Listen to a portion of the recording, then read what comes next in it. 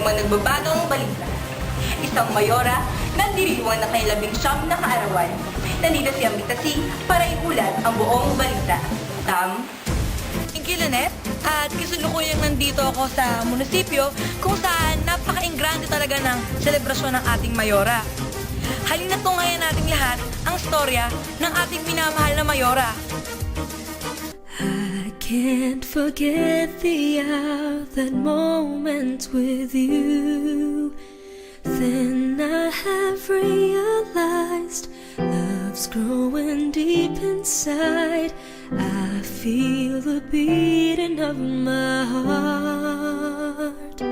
'Cause every day, every night, I keep looking up the skies, and I pray that someday you will wake up in my arms and love will never end. We belong together, always and forever. Call my name and I'll be there.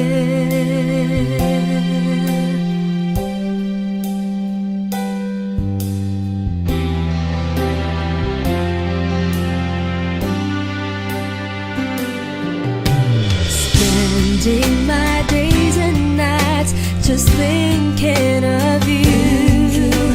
How you make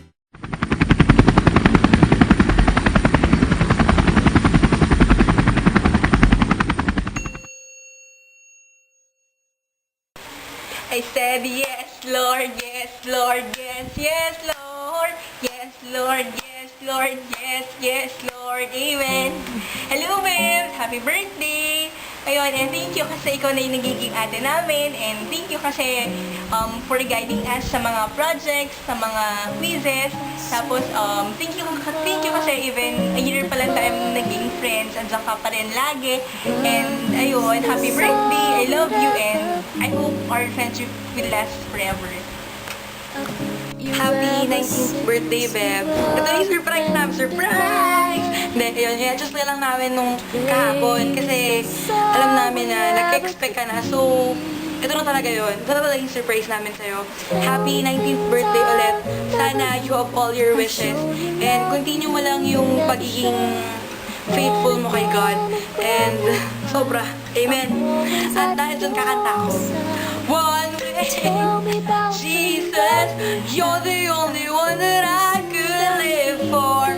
Ayun, Beb, salamat kasi tuwing may tanong ako about kay God, lagi mong sinasagot yun. Thank you kasi naging instrument ka ni God para matuto kami.